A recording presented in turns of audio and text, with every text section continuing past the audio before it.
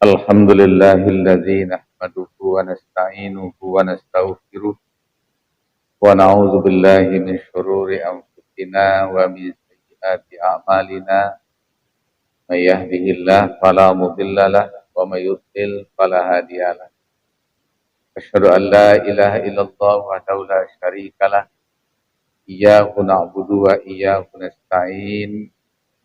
Asyhadu anna Muhammadan abduhu wa rasuluh la nabiyya ba'dah al-mab'utsu fina rahmatan lil alamin. Allahumma shalli wa sallim ala hadzal nabil karim sayyidina wa habibina wa maulana wa syafi'ina Muhammad sallallahu alaihi wasallam wa ala alihi wa ashabihi ajmain wa man tabi'ahum bi ihsanin ila yaumil. Amma ba'du ya ma'syaral muslimin, usikum wa nafsi bitaqwallah faqad fazal muttaqun. Wallahu ta'ala fil Qur'anil Karim, a'udzu billahi minasyaitonir rajim. Bismillahirrahmanirrahim. Ya ayyuhalladzina amanu taqullaha haqqa tuqatih wa la tamutunna illa wa antum. Wa qala ta'ala, a'udzu billahi minasyaitonir rajim. Wal yakhshal ladzina law taraku min khalfihim dzurriyyatan dhi'afa khafu 'alaihim falyattaqullaha wal yaqulu qawlan sadida. Shadaqallahul azim. Kaum Bapak sidang jemaah Jumat rahimakumullah. Puji dan syukur marilah sama-sama kita panjatkan kepada Allah Subhanahu wa taala. Salam dan salam kita kirimkan buat junjungan umat Nabi Muhammad sallallahu alaihi wasallam. Dan pada waktu yang sangat terbatas ini kita akan bicarakan persoalan, ada 3 persoalan berkaitan dengan munculnya tahun baru Masehi. Kita sama-sama membaca firman Allah dan menerjemahkannya, dan kemudian kita menghayati. Di antara firman Allah itu, satu di antaranya yang selalu dibacakan setiap khutbah Jumat, sehingga bernamalah wasiat dengan takwa.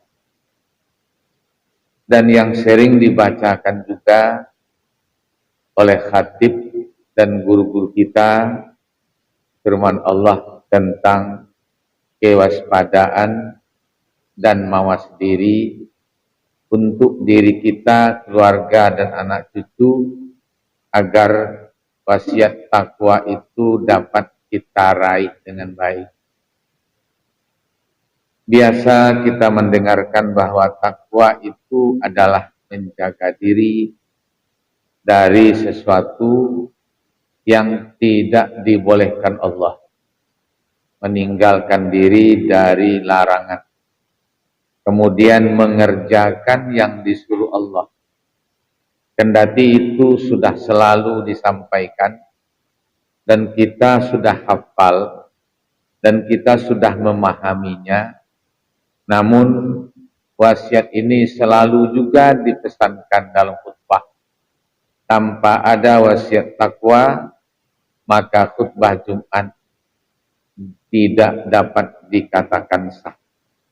Oleh sebab itu, maka pada kesempatan ini kita coba mengambil butiran-butiran pentingnya tentang sarana mencapai takwa ini berkaitan dengan firman Allah yang memerintahkan kita menjaga diri. Secara kasat mata kita melihat hari ini gejala yang sudah sangat besar. Pertama, dalam hidup pergaulan, seakan-akan dunia ini sudah menjadi surga. Dalam hidup kemewahan, dunia ini sudah menjadi surga. Sehingga segala sesuatu yang dibicarakan itu adalah tentang materi, sampai kepada orang yang akan memikul jabatan pun yang selalu dibicarakan adalah materi. Ketika kita sudah dibuai oleh materi dunia ini, diingatkan oleh Nabi bahwa kita telah mendekati kehancuran yang belum tampak. Kenapa? Karena dia mengundang berbagai macam kejahatan. Hubbud dunya ra'sul khati'ah. Kalau materi sudah jadikan salah satu cinta untuk dunia ini, maka kita telah menekan kontrak untuk kita dan anak cucu kita untuk kejahatan-kejahatan yang silih berganti. Sehingga kita lihat alam pun memberikan sinyal kepada kita bahwa dengan kejahatan-kejahatan yang ada itu, sepertinya alam sudah mulai menampakkan kerapuhannya. Sehingga bermacam-macam bencana yang muncul silih berganti. Apakah bencana itu hanya kepada alam atau bencana kepada kesadaran manusia? Oleh sebab itu, kaum bapak sidang jemaah Jumat rahimakumullah, apa yang perlu kita wasiatkan kepada diri kita, keluarga kita, dan anak cucu kita? Yang pertama, memperkokoh keimanan dan keyakinan kepada Allah dan keislaman. Karena kita tampak hari ini sepertinya lantaran hembusan-hembusan persaudaraan yang dikembangkan hari ini membuat generasi-generasi tidak lagi menampakkan benang merahnya antara keimanan kepada agama Islam dengan yang di luar Islam. Otomatis secara beransur-ansur pada waktu-waktu tertentu yang dikhawatirkan bisa muncul. Pertama, ditegaskan Nabi ketika orang Quraisy berkata, "Ya Muhammad, kami menghormati Islam, tapi orang Islam hormati juga kami. Ya, sama-sama menghormati, tidak boleh mengganggu. Tuntutan kedua kami, Muhammad, kami akan datang ke tempat ibadahmu, dan kami juga minta engkau berkunjung ke tempat ibadah kami." Turunlah ayat penegasan. Qul ya ayyuhal kafirun la a'budu ma ta'budun, sampai akhir. Ayat ini selalu disenandungkan dalam waktu yang cukup lama dalam sholat, termasuk rakaat pertama. Dan kemudian pada rakaat kedua juga disenandungkan surat Al-Ikhlas, Qul huwallahu ahad. Apa artinya ini? Menunjukkan komitmen, keyakinan kepada Allah dan bertauhid secara sempurna. Karena ini tampaknya akan berkembang pada masa-masa berikut, secara beransur-ansur akan terjadi pergeseran. Makanya kita yang punya saudara, keluarga, dan anak-anak perlu memperkokoh kembali agar jangan sampai tergadai keimanan itu di luar jalur yang telah ada dalam Islam. Yang akan kita derita adalah di balik perjalanan hidup kita ini, kemudian muncul di antara anak cucu kita yang tergadai. Kita menangis tetapi tidak didengar, dan kita meratap tidak akan kedengaran. otomatis telah putus tali penyambung amal soleh untuk kita, yang kita tidak bisa beramal lagi di muka bumi ini secara nyata. Ini sangat kita khawatirkan dalam perkembangan umat manusia hari ini. Kalau misalnya keimanan ini sudah tidak kuat lagi, maka ibarat fondasi bangunan tentu akan rapuh. Maka kaum bapak sidang jamaah Jumat rahimakumullah, inilah yang sangat kita takutkan. Yang kedua adalah yang dilakukan Nabi, akhlak. Nabi mengajarkan berakhlak mulia, sopan santun. Orang Minang menerjemahkannya dengan memiliki rasa malu. Dan kemudian diungkapkan juga dengan berbagai bahasa, kato mandaki, kato mandata, kato manurun, dan kato malereng. Sepertinya pergaulan hidup ini ada jalan dan jalurnya. Ketika mendaki, otomatis simbolnya kita punya akhlak yang sopan santun dan hormat kepada yang tertua dari kita. Ketika dalam malereng artinya penuh dengan kiasan dan simbol. Ada rasa hormat kepada bisan dan segala macam, dan tidak berkata semaunya. Kepada yang sama besar memiliki rasa sopan santun. Kepada yang kecil memiliki rasa kasih dan sayang. Dalam dunia nyata hari ini, melalui televisi misalnya, YouTube misalnya, sepertinya orang tidak ada yang besar lagi, tidak ada yang tua lagi, dan tidak ada yang bisa dihormati lagi.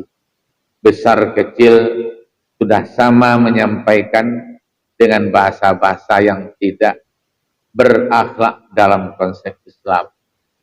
Kendati kita harus menyampaikan, etikanya memang ada. Kita coba menelusuri bagaimana cara Nabi menegur sahabat. Di antaranya adalah Anas bin Malik yang masih kecil. Nabi tidak pernah menghardik, Nabi tidak pernah menyatakan jangan kau lakukan itu, tetapi Nabi selalu memberikan bentuk kiasan-kiasan yang harus diganti dengan perbuatan itu, dengan perbuatan yang lain. Sehingga bahasa Nabi sangat menyenangkan bagi para sahabat. Kendati Nabi telah melakukan larangan dengan tegas kepada sahabat tersebut. Begitu pola berbicara yang dilakukan Nabi. Dan pada hari ini kita lihat sudah mulai bahasa orang tergerus, kata orang, terkontaminasi oleh perkembangan. Makanya perlu kita ingat kembali gaya orang Minang berkata, dan juga secara nasional perilaku orang Timur secara Al-Quran, akhlakul karimah. Juga dalam persoalan akhlak ini kita melihat terjadi pergeseran yang sangat dahsyat dalam pergaulan kehidupan, bahwa banyak sekali hari ini perempuan memanggil sesama perempuan sepertinya laki-laki dulu memanggil laki-laki.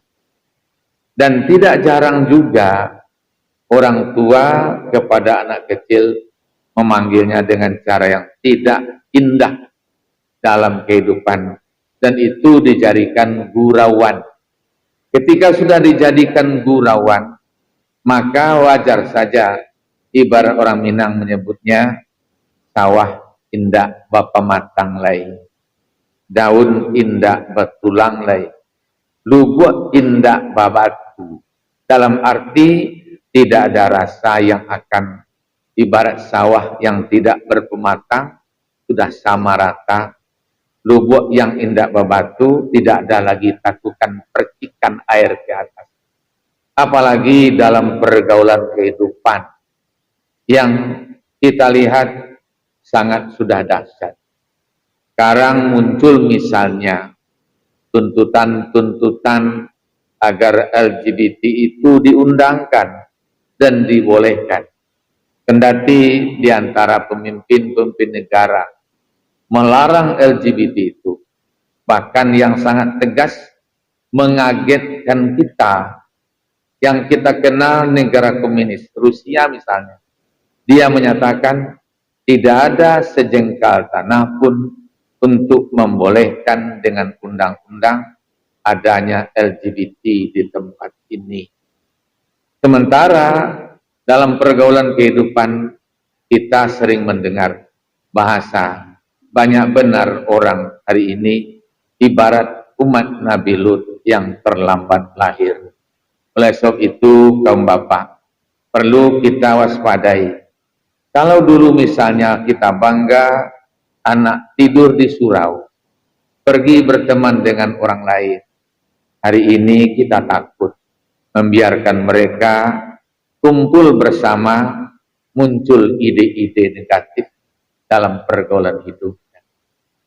Dan yang ketiga, yang perlu juga kita wasiatkan kepada keluarga kita dan anak cucu kita, ketaatan beragama dalam artian beramal, mendirikan kewajiban-kewajiban seperti sholat, dan sebentar lagi puasa Ramadan akan muncul di tengah dan hadir di hadapan kita.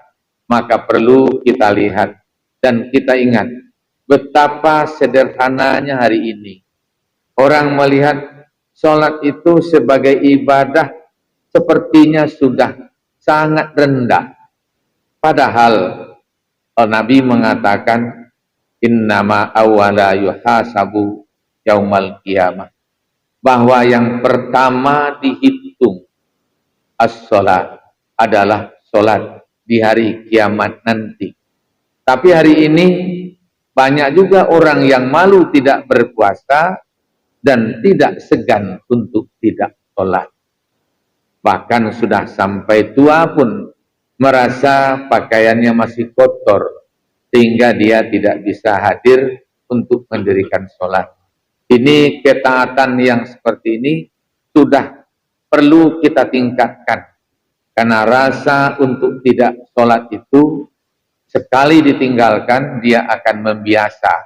Dan sangat banyak. Kalau kita bandingkan misalnya pertambahan jumlah penduduk di berbagai tempat dari hari ke hari sudah sangat banyak.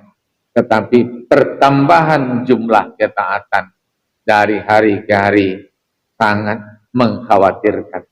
Makanya salah satu yang diizinkan Nabi mencambuk anak adalah dalam hal sholat.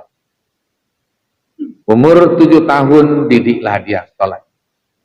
Sampai umur 10 tahun kalau dia tidak sholat, cambuklah dia.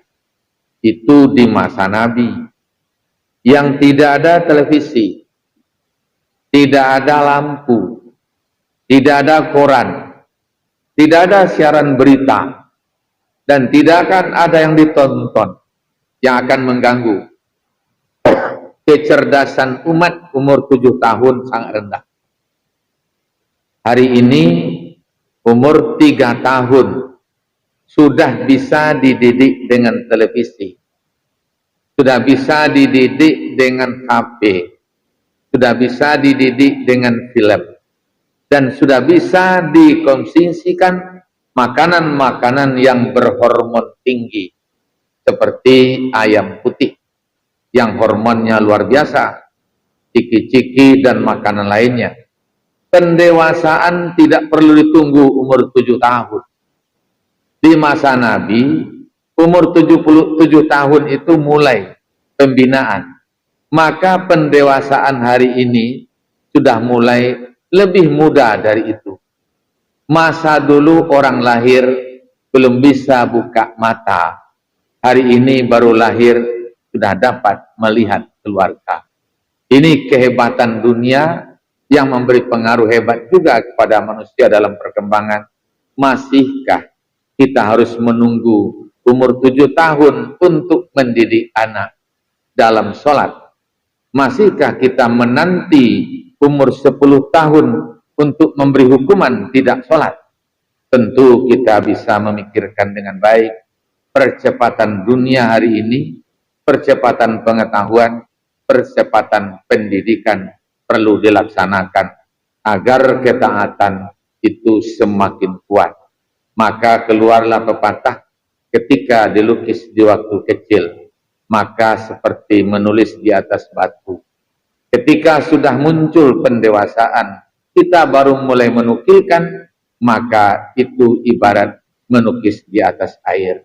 Maka perlu istilah orang kita renung ulang peristiwa-peristiwa ini untuk persiapan kita, keluarga kita, dan anak cucu kita.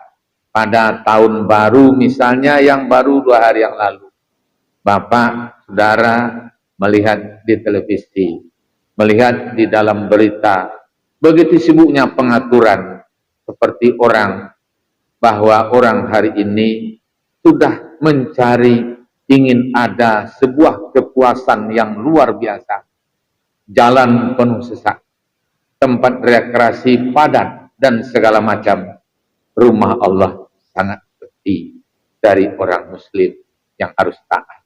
Inilah yang perlu kita renung kembali, bahwa perjalanan kita ini sudah sampai di mana dan apa yang mau kita bawa untuk kita dan keluarga kita ke depan.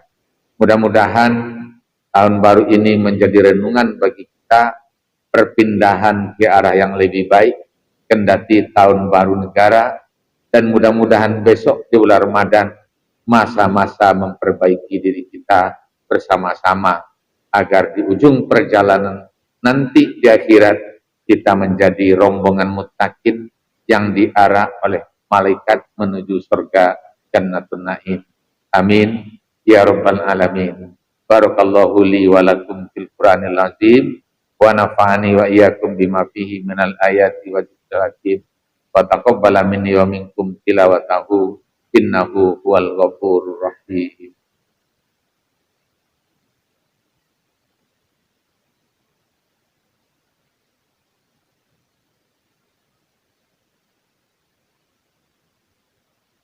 Alhamdulillahirabbil alamin.